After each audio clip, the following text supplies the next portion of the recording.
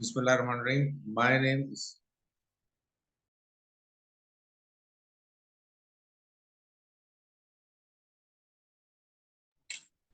Bismillahirrahmanirrahim. My name is Kuram Hidayatullah. We are going to discuss about supply chain management. Before we start discussion, I would like to share that this course is designed on 3 SCM units. Each unit has got 4 modules, and there are some reference books mentioned for your study and knowledge, which will be shared with you accordingly. Before we start on supply chain management, I would like you to review slide number 4. That is the introduction. We are going to talk about a little bit about wealth. Like, what is wealth? Wealth is basically the gross national product of every country.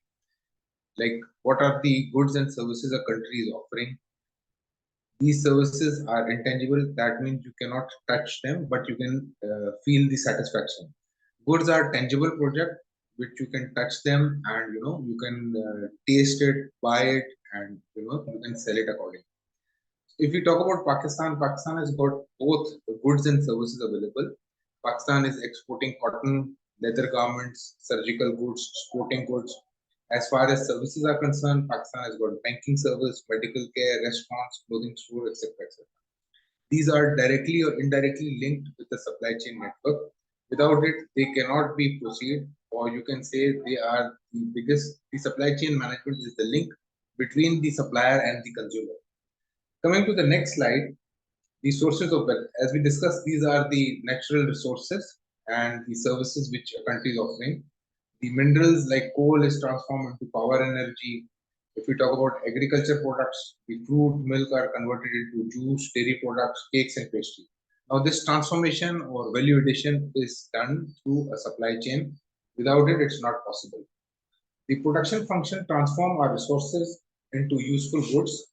This you may do inside your own country, or you export these resources to other countries as raw materials, semi-finished goods, and finished goods by adding value. Like Pakistan is exporting cotton. Pakistan is also exporting shirts. Pakistan is also exporting shirts with label and accessories. Now, these label and accessories are the additional value which a buyer is requesting, and Pakistan is providing them as a tailor-made solution. Coming to the next slide, what is supply chain? A supply chain consists of all parties involved, directly or indirectly, in fulfilling a customer request. The supply chain includes not only the manufacturer and supplier, but also transporters, warehouse, retailers, and even customer themselves. Within each organization, such as manufacturer, the supply chain includes all functions involved in receiving and fulfilling a customer request. These functions include, but are not limited to, new product development, marketing, operation, distribution, finance, and customer service. If we talk about a supply chain of a shirt, the supply chain starts from cotton seed. Now, the cotton seed is then transformed into cotton buds. Those cotton buds are transformed into threads. These threads are then converted into textile and further. Now, if we come to slide number, if you come to the next slide, you can see iron ore is converted into steel coil, and steel coil is converted into finished goods. Now, this finished goods is comprising of steel cans and steel utensils. These steel cans and steel utensils are further utilized by companies, let's say Coca-Cola and Pepsi, who utilize these steel cans into their carbonated soft drinks. These steel cans are also utilized in food processing and exports like Ahmed Foods and others, who are exporting their cooked meals, ready to eat meals into these cans. So a product which is a finished good of one company can be a basic raw material for another company. Similarly, you can see from lumber and timber, the wood is transformed into construction material, plus it is transformed into furniture.